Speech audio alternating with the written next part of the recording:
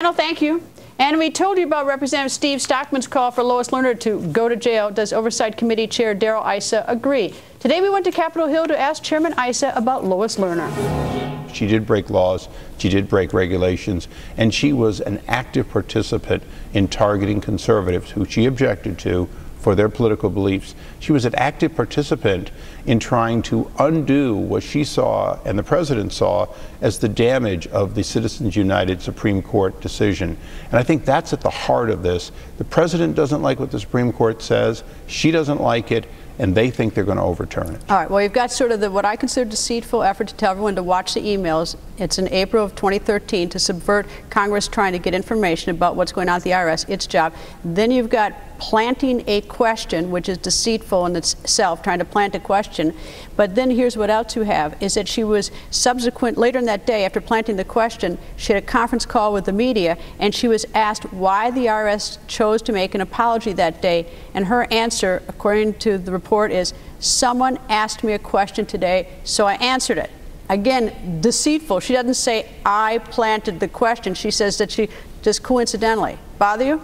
It bothers me a great deal because what she was actually doing was pre-releasing an IG investigation that she knew about that was coming out. So what she was really doing was breaking the law. Releasing that IG information would have been unlawful. Planting a question so a question got asked so she could answer and essentially release it was how she planned, from what I can tell, to circumvent the crime of making an IG's report public through other than the IG releasing it. See, I think it's essentially to get ahead of the report. Absolutely. Totally get ahead of the report because she knew it was coming. But let's understand, somebody who's politically targeting people and who politically targeted people when she was at the FEC, we expect that there are other violations. Whether or not we can ever, if you will, prove all of them, is one of the reasons that Subcommittee Chairman Jordan and I both have called for a special prosecutor in this case, something that Chairman Camp has also called for. We recognize that what we really need now is somebody who can go a lot deeper than Congress ordinarily goes, because what we have at a minimum is criminal activity by Lois Lerner. What I don't understand, though, is I know that you've called for a special prosecutor. I now actually think there should be a special prosecutor, too, although I don't get to call for one.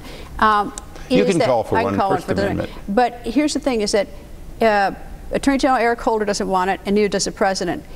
If they had a special prosecutor, and if it revealed that there is not a smidgen of conspiracy, not a smidgen of wrongdoing, to quote the President, that the scandal was phony, they'd have a giant "I told you so," right? Absolutely. And if on the other hand they found something dirty, they'd have an opportunity to clean up the IRS, something the American people probably would like to see done. Well, you're exactly right. A special prosecutor would have the ability to clear Lois Lerner if she's innocent. I think at this point, the possibility that the conspiracy is less than some people think, but certainly includes Lois Lerner's wrongdoing, is why we need a special prosecutor. We need an aggressive, if you will, investigator to look at what Lois Lerner did and discover who else may have been involved. If it's only Lois Lerner should go to jail.